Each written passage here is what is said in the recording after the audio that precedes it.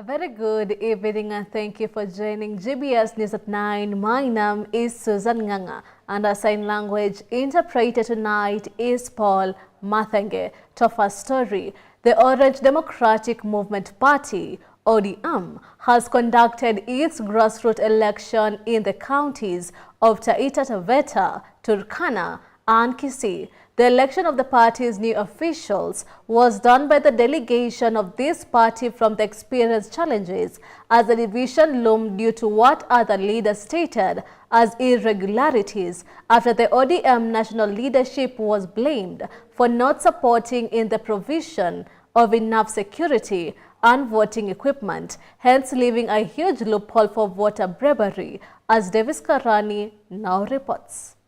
The longest-serving opposition party ODM today conducted its grassroots election in 3 counties, which included Taita Taveta, Turkana and Kisii. Mimi leo niko na furaha kurudishia delegates wote wa ODM asante kwa kunichagua na kuwa na imani na mimi, kunichagua as your chairman. Nataka kuambia asante sana na niseme tutafanya kazi kwa ukaribu sana na governor wetu wa Kisii County mwenye ako deputy party leader national. Nashukuru delegates kwa kufanya uchaguzi ulio wa amani, na nashukuru delegates walionipigia kwa sababu nilishinda kura 49 na yule mpinzani wangu mheshimiwa Mlolo akapata kura 17, na kwa hivyo namshukuru kwa sababu amekubali kushindwa. Kwenda mbele tutaingia mashinani ili kufufua chama chetu cha ODM. Lakini imefika kwa county sasa na wauma wao. Kwa nini waume wakati yeye mwenyewe kama mheshimiwa Anisa alikuwa amejiweka kwa mainstream, na sheria huwezi kuwa kwa mainstream ukimbia uchaguliwe kwa women. So sheria ni kwamba women wachaguane, youth wachaguane na mainstream wachaguane. Those who were elected stated that the process was done in a free, verifiable and fair manner, vowing to make ODM a grassroots party once again through selling the party's agenda to the people. Tutahakikisha ya kwamba party ya ODM itakuwa strong na itaendelea kuwa strong katika region yetu ya Gusii. Nimeshukuru sana watu ya Kisii County kupiga kura kwa amani mzuri sana bila vita yoyote. Tumefanya kazi mzuri, so tumeambia wa Kisii tukue kitu moja na ODM. I want to say that as newly elected leaders, we are committed to have ODM as the main party in Kisii County.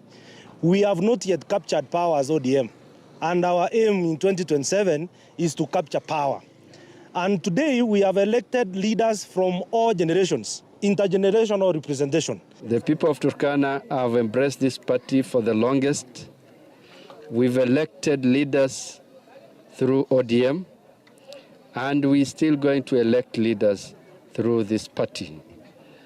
The party, as everybody has seen, has done a very democratic process. Very democratic. If you see the team here, they are coming from the the 2 factions. There were 2 factions, but the electors have given us a chance to work together. The other leaders blamed the national leadership for neglecting these grassroots elections, which according to them was full of irregularities. Watu ambao wamesimamia kura, returning officer, presiding officer, clerks, ambao tena ni members katika hiyo register. Sasa nauliza, is it fair wewe uwe ni mchezaji tena uwe ni referee? That's an illegality already. Kwa hivyo sisi kama vijana tulikuwa tushiriki baada ya kina mama kwa uchaguzi huo, lakini katika hali tuliyoiona iliyotumika katika uchaguzi wa mainstream, kifua kilichokuwa kikitumika na wanaoongoza uchaguzi huo, tulisema sisi hatutakuwa rubber stamp ya kusanitize process hiyo. Hatujaona anything from head office. Kuanzia police station, tumetoka police station tukaenda ward, tukakuja mpaka kwa sub county. We have not seen anything. Na hiyo wote tulikuwa bwana senator hatukumwona mali kokote, hakufanya chochote. Davis Karani for GBS News.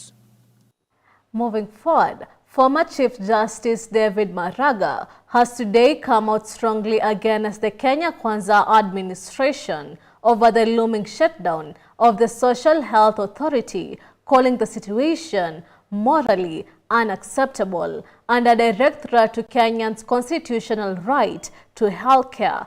His remarks follow a decision by the Rural Urban Private Hospitals Association to suspend SHA nationwide, citing months of unpaid reimbursement. Maraga also called on the Ethics and Anti-Corruption Commission to investigate allegation of fraudulent payments to ghost facilities, urging full transparency from the Ministry of Health and SHA officials. He warned that lives are at stake and demanded urgent action to restore public trust. EACC has powers to investigate those kind of crimes. All that the president is supposed to do is to disclose to EACC the raw intelligence information he has for them to investigate. He is under duty. He is under duty under the Constitution to have those people prosecuted. In fact, the whole back stops at his door. All these, SHA is something he has urged Kenyans to get into. So he knows the whole system. So when all this is happening, this is not happening without his knowledge. So action must be taken. And that's what, in my view, the Kenyans are. The Wiper Patriotic Front has officially unveiled Anthony Kialo Kisoi as its candidate for the Mumbuni North Ward by-election. Party leader Dr. Stephen Kalonzo Musyoka announced at Wiper headquarters in Nairobi, praising aspirants who stepped aside after consultations led by Governor Wavinya Ndeti. Deputy Governor Francis Mwangangi lauded the unity, urging residents to rally behind the Wiper candidate. The Mumbuni North by-election is set for November this year, following the passing of the Honorable Gideon Kavu. We are happy to receive a delegation of party supporters, party members from Machakos County, and in particular from Mumbuni North Ward. Today, we are happy to announce that after consultations with those who wanted to obtain the party ticket for the by-election scheduled for the 27th, full consultation, because the party did not want to handpick. I'm told all the other parties have handpicked, but they are really it's very unfortunate for them. But the party here has gone through a process of consultation, but after consultation, ameandokia kijana karibu Gen Z type, millennial. I think he'll be the youngest candidate. I don't know. The youngest candidate, Anthony Kialo Kisoi. He's our party candidate for the by-election on the 27th. We wish him well. We wish God's blessings and guidance in this very important matter. So, ninakupa mkono wa heri. We wish you well. Now shifting the focus, the Council of Governors has rejected the national government's directive to transfer 7,414 universal health coverage staff to county payrolls, stating that the move announced by Health CS Aden Duale is premature, lacking funding, and contradicts previous negotiation procedures. Here are the details. And we are all proud to be associated, not just with this, and that resource is in our CEO. The Council of Governors Health Committee Chair, who is also Tharaka Nithi Governor Muthomi Njuki, highlighted that the staff commitments are still valid and should not be transferred under current conditions. The governors argued that universal health coverage workers must be paid in line with salaries and remuneration commission scales, and that handout owed must be settled before any transition takes effect. They reaffirmed their commitment to absorb verified staff only when appropriate resources are guaranteed. The Council of Governors wishes to clarify that it does not concur with the Ministry of Health's position expressed in the press statement yesterday. The press contradicts the previously agreed position between the national government and the Council of Governors who represent the county governments. The council, therefore, sets out its position as follows. 1. On the transfer of universal health coverage staff, it was agreed that the Ministry of Health would allocate adequate resources as per the approved SRC salaries scale before the transfer of the payroll to the county governments. Since the contracts are still valid, the decision to transfer the staff at this time is premature and untimely. Number 2, on verification of the UHC staff, the report on the verification exercise of the UHC staff has not been validated and officially shared, and therefore the process of transfer that the ministry is proposing is not agreed upon. Previously, Council of Governors Chair Ahmed Abdullahi and other governors had accused CS Dwale of fast-tracking the transfer without providing counties with sufficient funds to cover salaries or settle gratuity, effectively transferring unresolved challenges to counties. Thirdly, on payment of gratuity for UHC staff, the UHC staff currently are engaged on contractual terms and are entitled to gratuity. The Ministry of Health should therefore settle all the gratuity payments for UHC staff before the transition to county governments. The council reiterates its earlier commitment to absorb the verified UHC staff and facilitate their salaries in line with the approved SRC salary scales once the allocation of the resources have been disbursed to the counties as well as the gratuity obligations have been honored. Ladies and gentlemen, the Council of Governors recommends that the national government, through the Ministry of Health, allocates and channels the attendant resources to county governments through DORA to facilitate the absorption of UHC staff as per the county HR policy, failure to which the absorption of UHC staff will be unattainable. The governors are demanding that the Ministry of Health honor the agreements, allocate necessary funds, and ensure a validated list of universal health coverage staff before any payroll transition occurs. They stress that the transfer must be seamless and sustainable to avoid undermining county health systems and service delivery. Molin Ronu for GBS News. It is time for us to take a short break. Keep your feedback streaming into our social media platforms at GBS TV Africa. The SMS line is 21144. We'll be right back. Confidence and body image. Confidence and body image is what we'll be talking about today. So I've always been told I'm too short to model. Does height really matter, or is confidence enough? No, height. In the world we are in today, height does not matter. It doesn't. When it comes to modeling. Actually, leave alone height, even body size doesn't even matter. Body size? Yes. Modeling right. is it's an open space to express yourself. You know, modeling is visual representation of a brand of who you are. So it's about you showing up and showing your authentic self. Just right. that. In the industry, I have experienced, met very short people, men and ladies, and they do amazing. They're really good. It's all about, I think, believing in yourself, that confidence, and knowing you can do it and you need to do it. Walk an imaginary runway across the room, but do it like you're wearing 10-inch heels and atuna heel. So yeah, pretend do it like you're wearing a 10-inch heel. Haibo.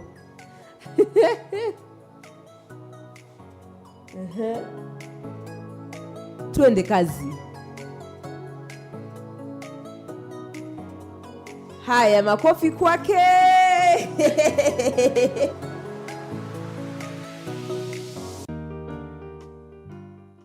A student can transition from other curriculums such as the Kenyan CBC curriculum, the Pearson EdExcel curriculum, and the IB curriculum to the Cambridge curriculum.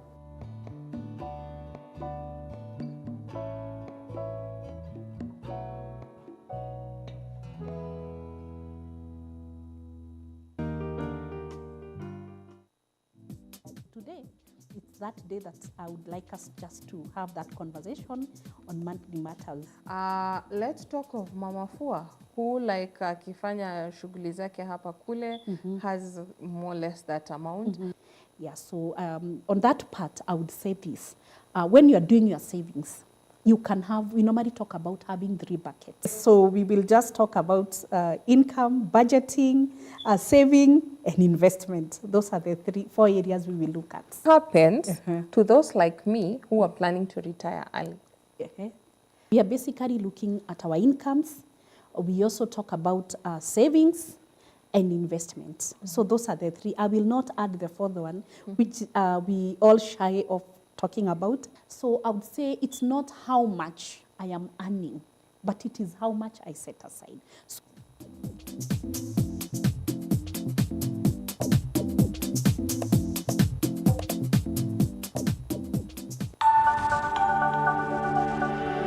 everywhere, GBS.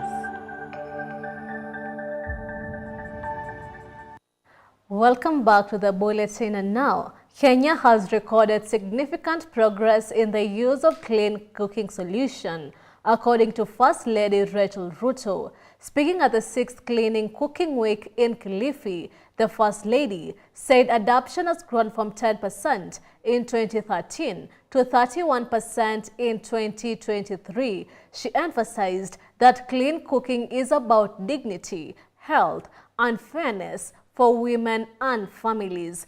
The event brought together national leaders, county officials, and international partners who commended Kenya's leadership in the sector.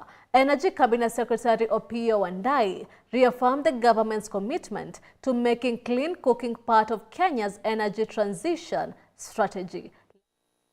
I'm delighted to join you today for the 6th edition of the Clean Cooking Week, a pivotal moment to reflect on the milestones achieved in 2024 and accelerate our collective mission towards achieving universal clean cooking access by 2028. In the last 16 years interacting with women across the country, I've seen this truth reflecting in the daily lives of mothers who have embraced clean cooking. They now prepare meals without fear of smoke amid smiles of children who grow up healthier and stronger. This transformation is not happening in isolation.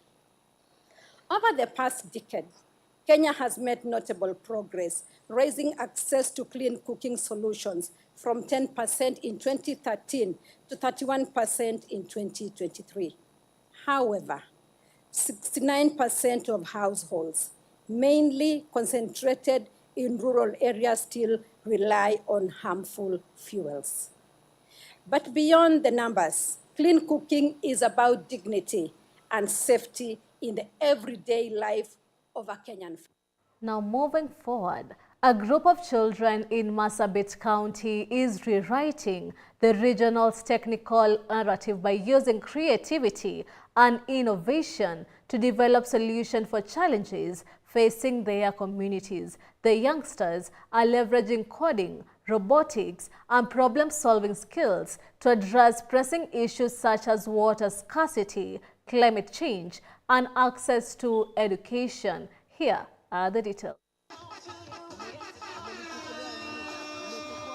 The Children's Innovation Drive is being nurtured through community technology hubs and school-based STEM programs, which have given the children access to modern tools and mentorship.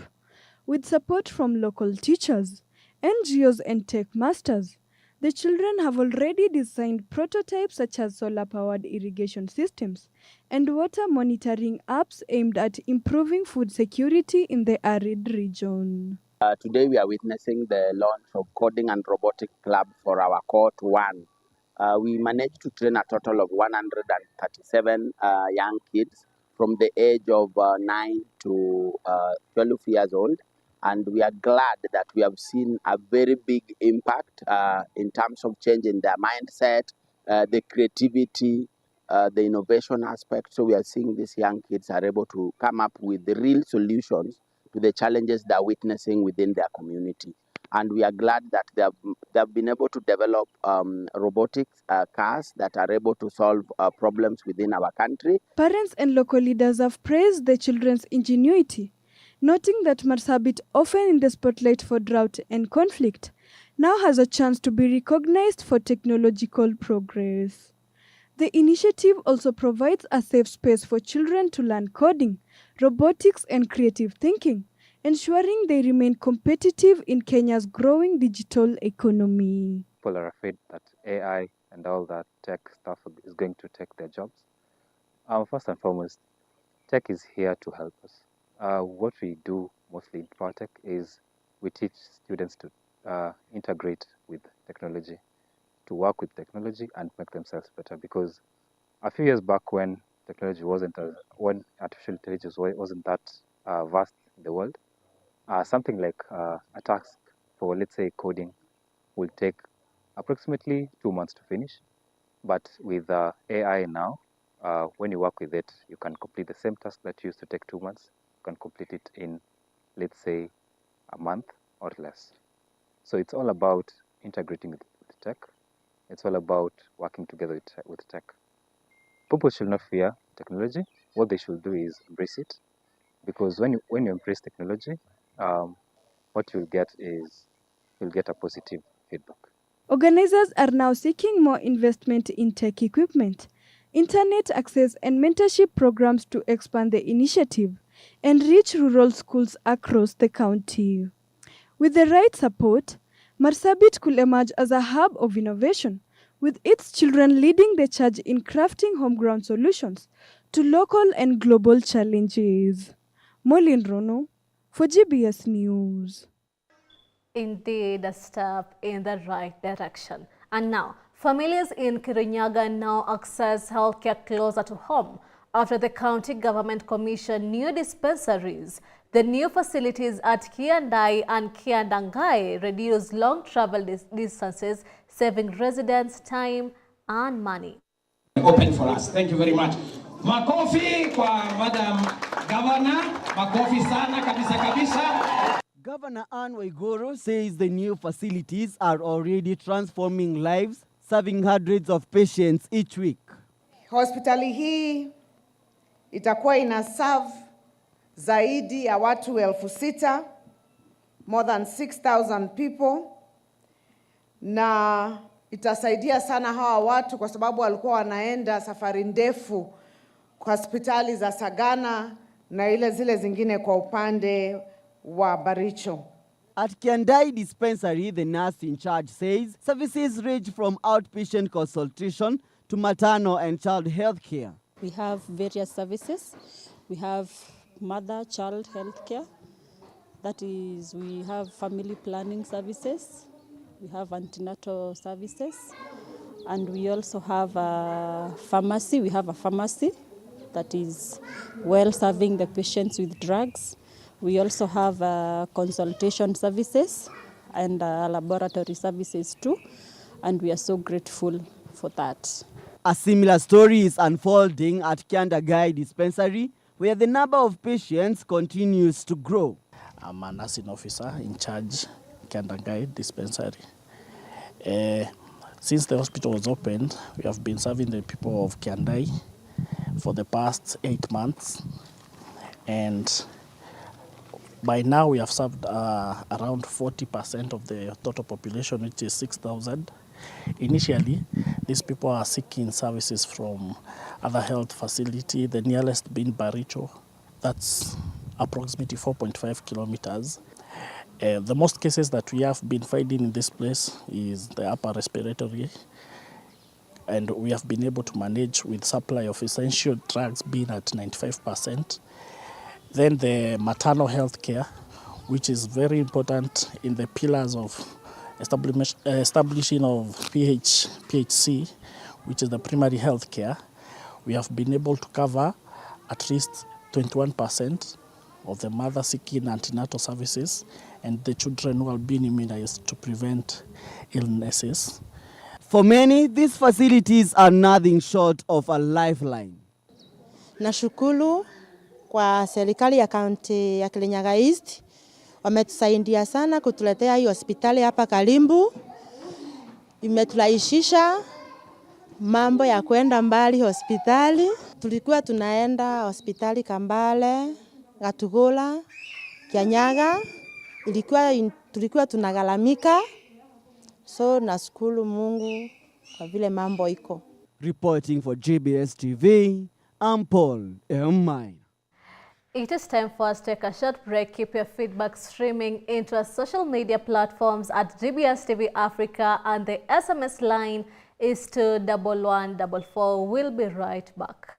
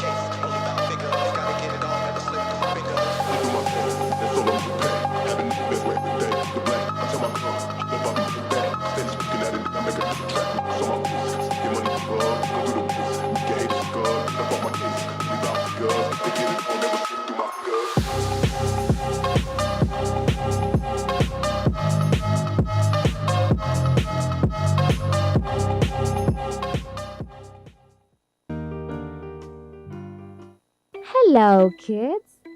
Did you know a year has 31,557,600 seconds? Why do you think so? Exactly.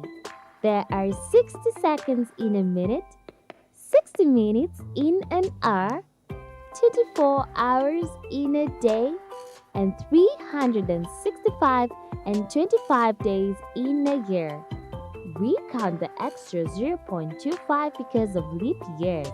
When you multiply all these numbers together, you get a huge number of seconds. That's why a year feels long, but time still flies when you are having fun.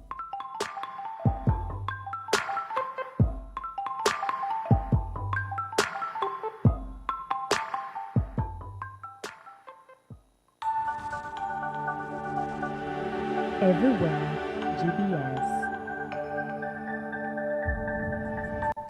Welcome back to the bulletin, and now to good news in Kenya. President William Ruto has conferred and bestowed national honors, the Chief of the Order of the Golden Heart, on behalf of the people of Kenya, to His Highness Prince Rahim Al Hussein Aga Khan V, in recognition of his outstanding and distinguished service to the Republic of Kenya and the humanity at large. The confirmation was held at State House in Nairobi today. Let's have a look. Your Highness, on behalf of the government and people of Kenya, I extend my warmest congratulations to you, Your Highness Prince Rahim Al Hussein Aga Khan V, upon assuming the esteemed leadership as the 50th hereditary Imam of the Shia Ismaili Muslims. I also take great pride in congratulating you on receiving the Chief of the Order of the Golden Heart, Kenya's highest civilian honor, a recognition of your personal commitment and the Aga Khan Development Network's distinguished service to the people of Kenya.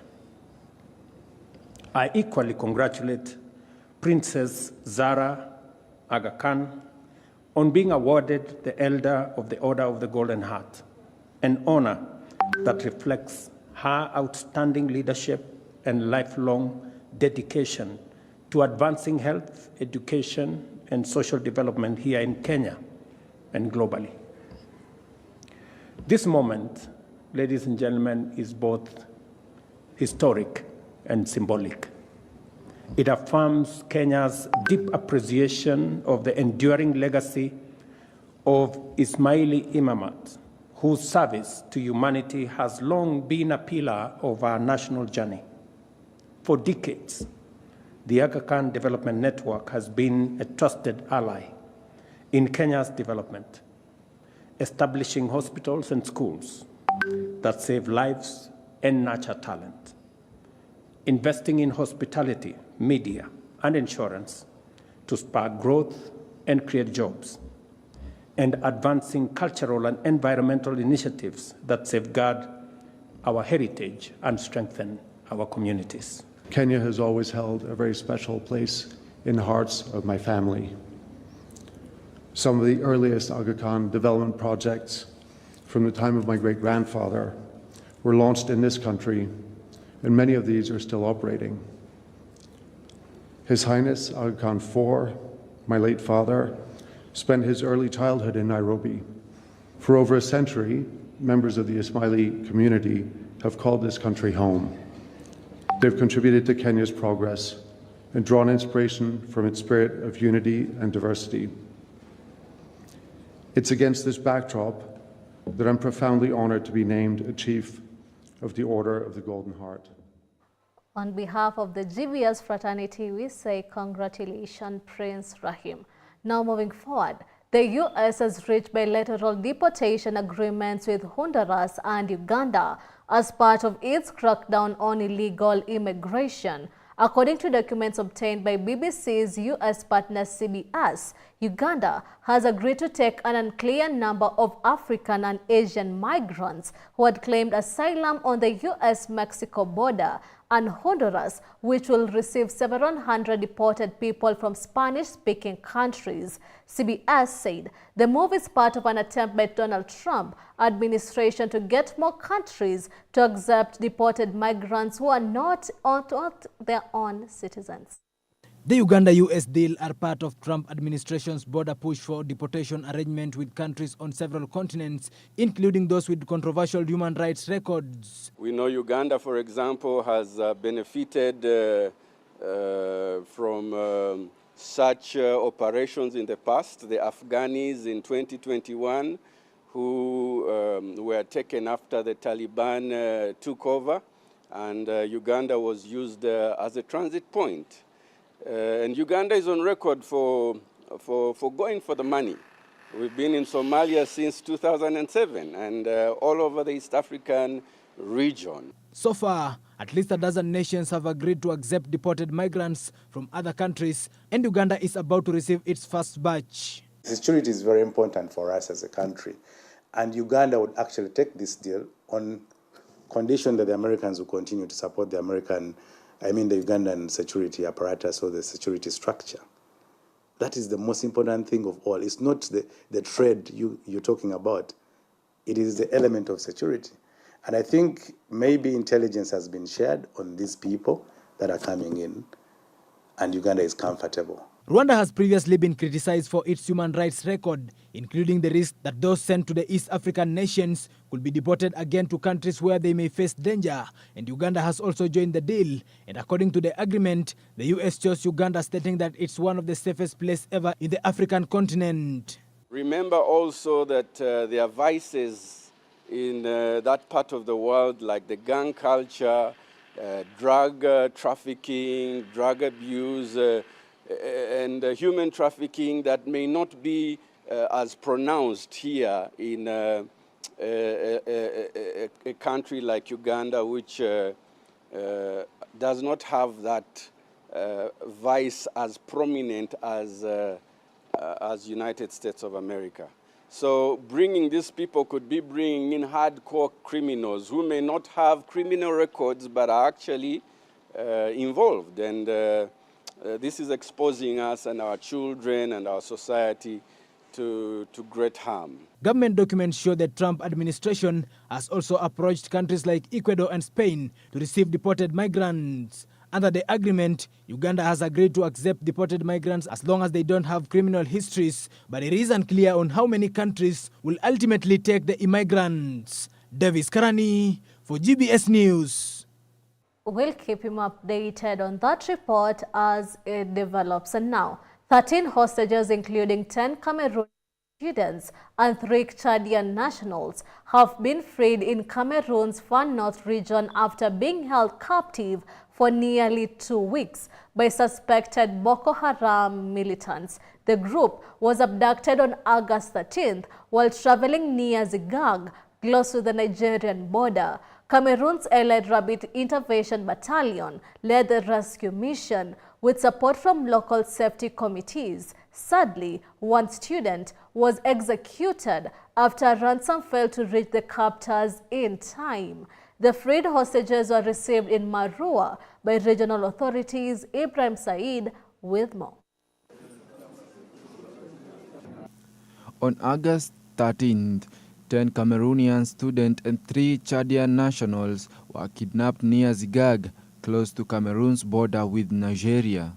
The area has long been a hotspot for Boko Haram activity. 11 other hostages had been taken deep into Nigeria, but thanks to the joint effort by our armed forces, the BIR, gendarmerie and the safety committees, and even the population, everyone has played their part, and we have freed them.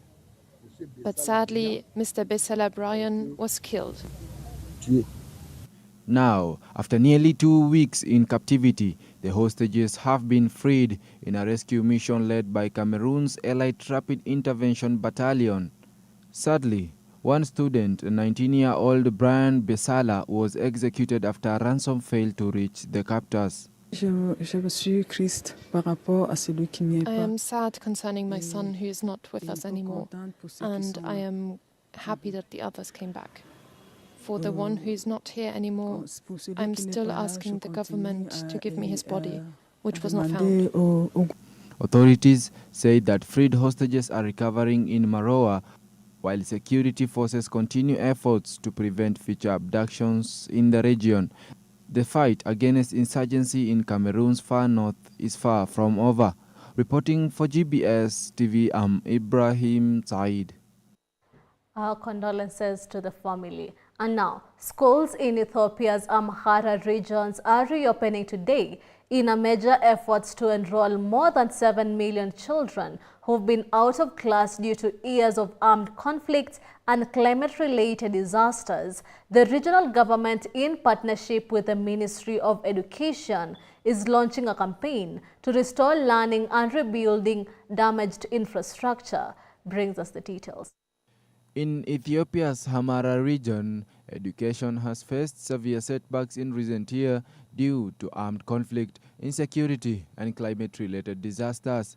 According to the Ministry of Education, over 4.4 million children were out of school in 2024, and thousands of schools were either damaged or closed.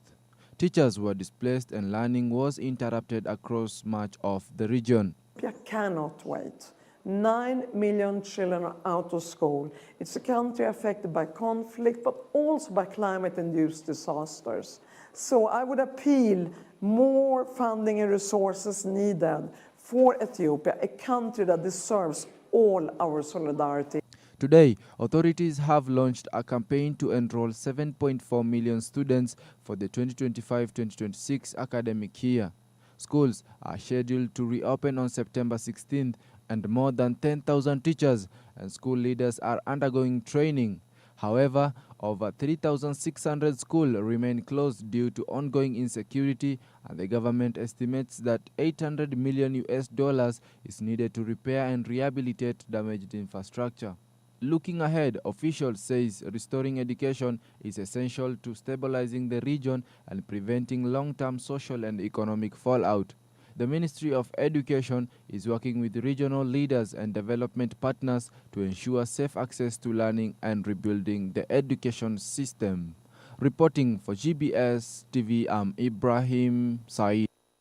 It is safe for us to take a short break. Keep your feedback streaming into our social media platforms at GBS TV Africa. The SMS line is 21144. We'll be right back. Confidence and body image. Confidence and body image is what we'll be talking about today. So I've always been told I'm too short to model. Does height really matter, or is confidence enough? No, height. In the world we are in today, height does not matter. It doesn't. When it comes to modeling. Actually, leave alone height, even body size doesn't even matter. Body size? Yes. Modeling Alright. it's an open space to express yourself. You know, modeling is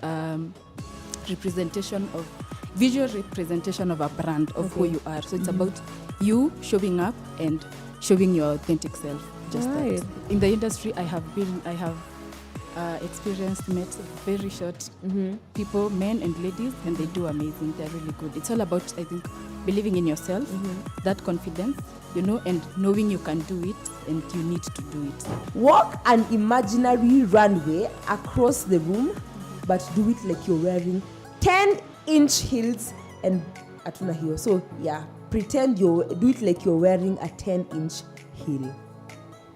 Haibo.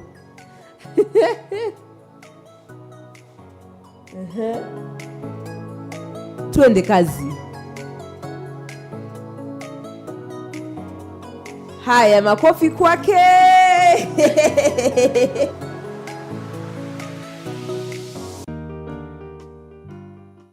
A student can transition from other curriculums, such as the Kenyan CBC curriculum, the Pearson EdExcel curriculum, and the IB curriculum, to the Cambridge curriculum.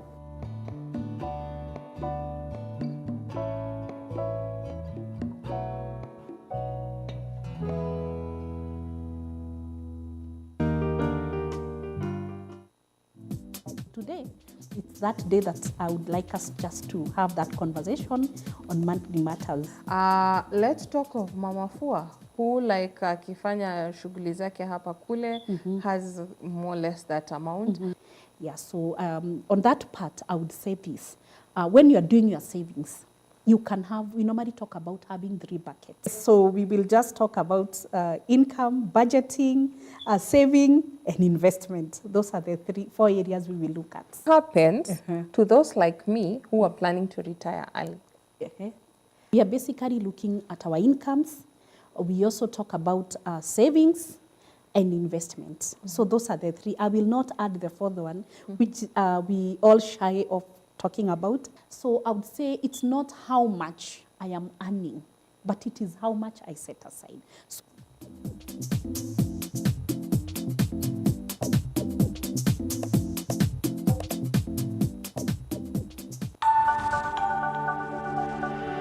everywhere, GBS.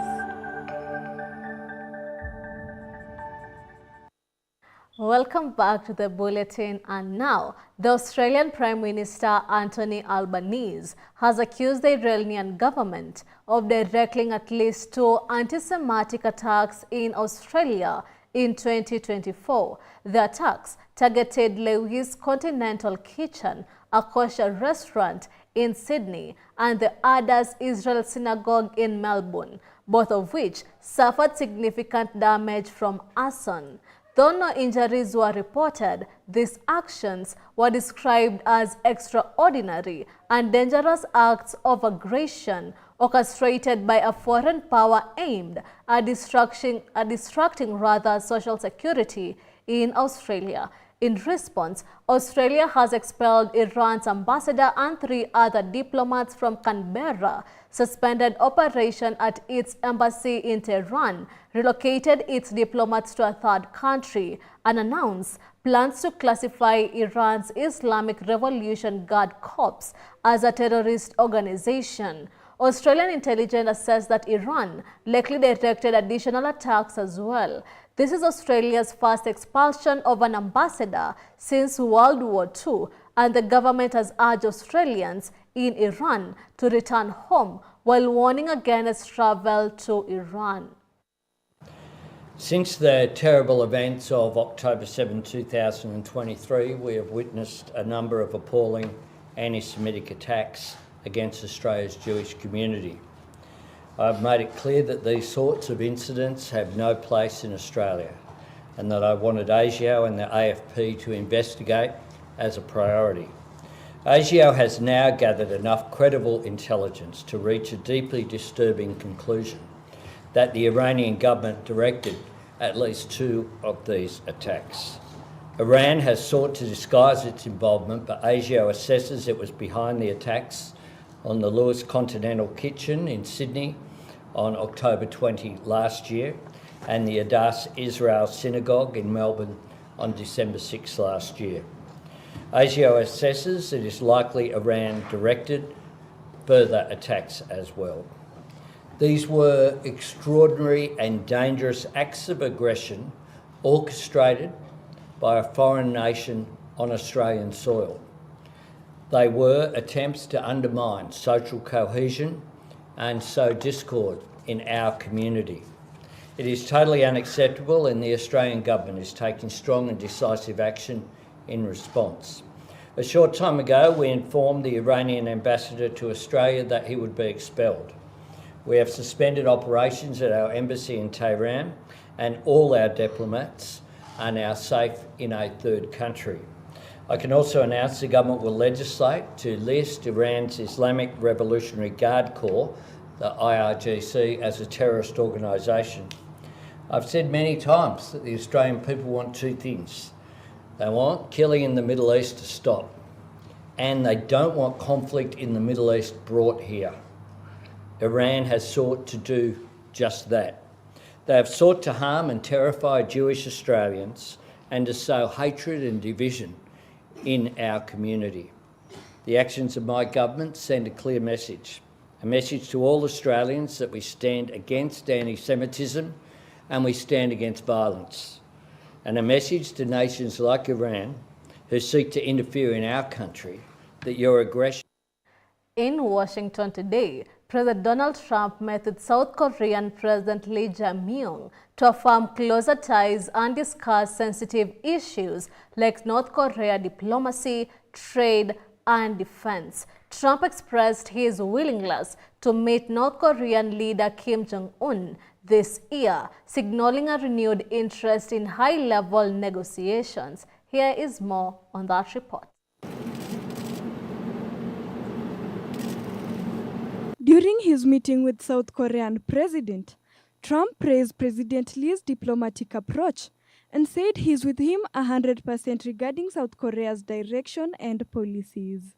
He welcomed discussions on strategic investments, noting that South Korea's $150 billion pledge in U.S. investments could reshape industries like shipbuilding, aerospace, and energy.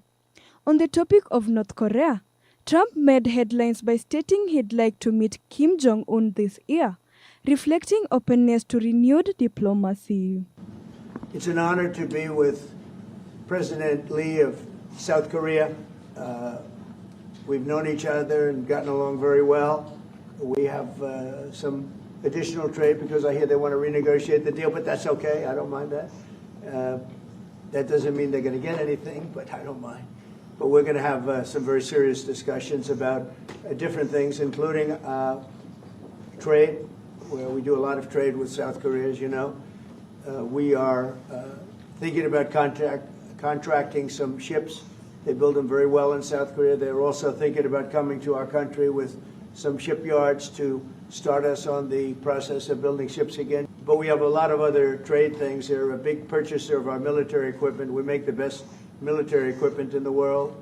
And you saw that recently with, take a look at what we did with the B-2 bomber, which you have one right there. They gave that to me. I guess the company gave that to me.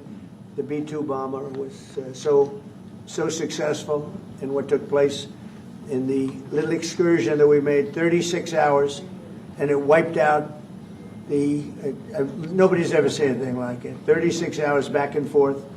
Not a thing went wrong, not a screw was missing, not a bolt was missing, not a plane had not even a little bit of a problem. And we actually had 52 tankers. We had many planes, but you know, you looked at the B-2, the way they handled that. Every single bomb hit its target. So they understand that. We make the best military equipment in the world, and South Korea is a big buyer of military equipment, and we're going to talk about that also. And we have many things to talk about, and I look forward to it, and it's a great honor to be with you, and congratulations on your election. That was a big one, and we're with you 100%. Thank you. The meeting followed Trump's earlier public criticism of political developments in South Korea, which initially caused tension. However, Lee skillfully diffused the situation with diplomatic charm, citing admiration for Trump's art of the deal, and steered the summit towards cooperation. So when Kim Yo-jong, the deputy director of the Workers' Party of Korea, issued a statement denouncing South Korea, she mentioned about the not bad relationship between you and Chairman Kim Jong-un, and I believe that this is a sign that North Korea is waiting. 한반도의 평화의 새 길을 꼭 열어주시기 바랍니다. So I hope that you will usher in a new era of peace on the Korean Peninsula. I will do that, and we'll have talks. He'd like to meet with me. He didn't want to meet with Biden because he had no respect for Biden, but we look forward to meeting with him, and we'll make relations better. You'll help that. You had a lot of leaders. I've gone through a lot of leaders in South Korea. You know, it's been quick. You'll be there for a long time. But we, in the various leaders that I've dealt with, they were not approaching it properly, in my opinion, having to do with North Korea. But I think your approach is a much better one. Both leaders downplayed contentious issues like tariffs and U.S. troop costs, emphasizing strategic alignment instead. Trump's comments suggest the U.S. is open to re-engaging with North Korean leadership, while South Korea anticipates deeper economic ties and military collaboration. Talks on formalizing these objectives are expected to take place in the coming months to solidify the newly defined strategic partnership. Molin Rono for GBS News. Very interesting conversations happening there. And now, over the weekend, the United Nations released $600,000 to help Pakistan respond to this year's devastating monsoon season. According to UN officials, heavy rains and flash floods over the last 10 days have killed at least 400 people and injured nearly 200 more. More than 20,000 remain displaced. Pakistan Meteorological Department warns that a new monsoon system could bring even more heavy rainfall in the days ahead. Relief agencies say survivors urgently need shelter, medical care, clean water, and hygiene kits and protection support, especially for women and girls. Authorities in Pakistan are leading the response with support from the United Nations and local partners. Since late June, flooding has killed nearly 800 people and left more than 1,000 injured. Turning to Pakistan, our humanitarian colleagues say that over the last 10 days, the local authorities have said that 400 people have been killed and over 190 injured due to heavy rains and flash floods in various areas of the country. Over 20,000 people remain displaced due to the flooding. Pakistan's meteorological department says new monsoon system is in the forecast, with heavy rainfall expected to continue in the coming days. OCHA reports that people affected by the flooding need shelter supplies, medical assistance, cash for work, hygiene kits, clean drinking water, education, as well as protection support, particularly for women and girls. The authorities are leading the response with the support of the United Nations and other local partners.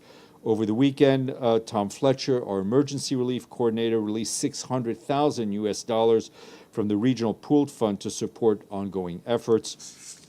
Since the start of 2025 monsoon season on 26 June, Pakistan has faced extensive destruction from heavy rains and floods, with 798 reported fatalities and more than 1,000 injuries.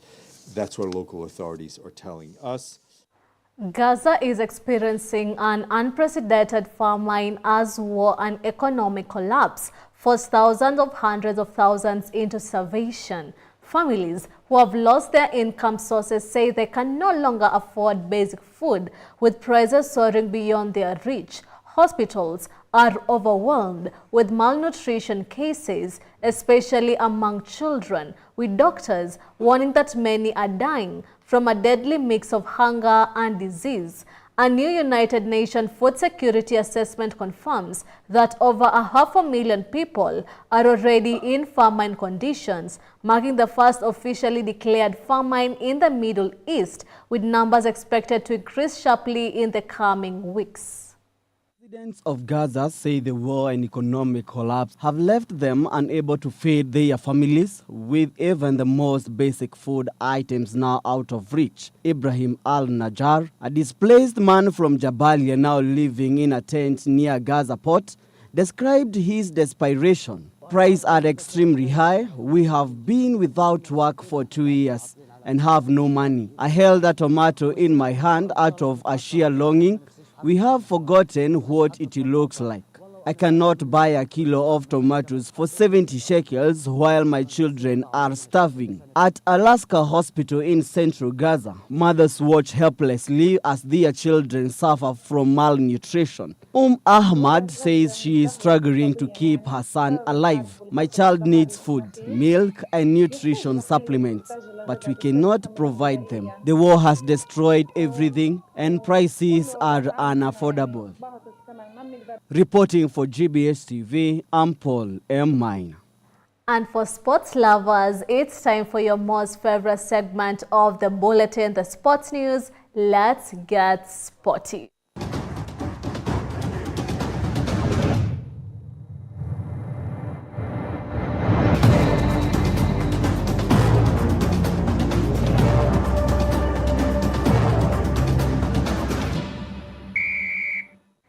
In Phuket today, heartbreak for the Malaika striker Kenyan national women's volleyball team, who have been eliminated from the 2025 World Championship after a touch 3-1 loss rather to European giants Poland. Despite a strong comeback in the second set, the Kenyans couldn't hold off the Polish power, crashing out after a tournament in their final Pool G. The setter to serve first. We are underway. Łukasik with the touch. Shiglovska out to Czernianska. A good early touch from Sele. That'll do her confidence the world of good. And the side out from Belinda Barraza. Emma, what a start from her. Good pass this time. Needs to go away. Only the tip. Poland not looking sharp at all. Czernianska, third time lucky for her. Touch on that ball. Sunday served one ace in the first game.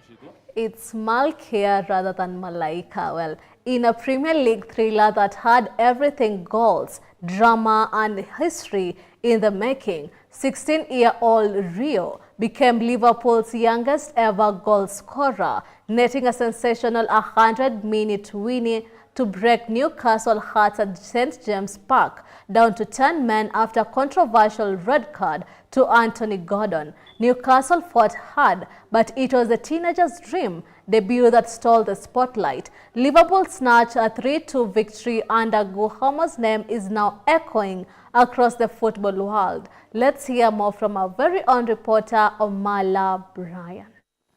It was a night of drama at St James Park as Liverpool edged Newcastle 3-2 in a match packed with goals, controversy and history. Newcastle opened the scoring early, but Liverpool responded with a strike from Mohamed Salah and Dominic Szoboszlai. A turning point came when Newcastle Anthony Gordon was shown a red card, leaving the host down to 10 men. Despite the setback, Newcastle clawed their way back to 2-2, setting up a tense finish. Then in the 100th minute, 16-year-old debutant Rio stole the spotlight, calmly slotting home the winner and becoming Liverpool's youngest ever goal scorer. A dramatic finish, a Premier League classic, and a star is born. Brian Omala, reporting for GBS TV. Well, that report brings us to the end of the news bulletin tonight. It's always a pleasure having you on board. Let's do this again next time, some channel. My name is Susan Nganga, and our sign language interpreter tonight has been Paul Mathange. Have a good night.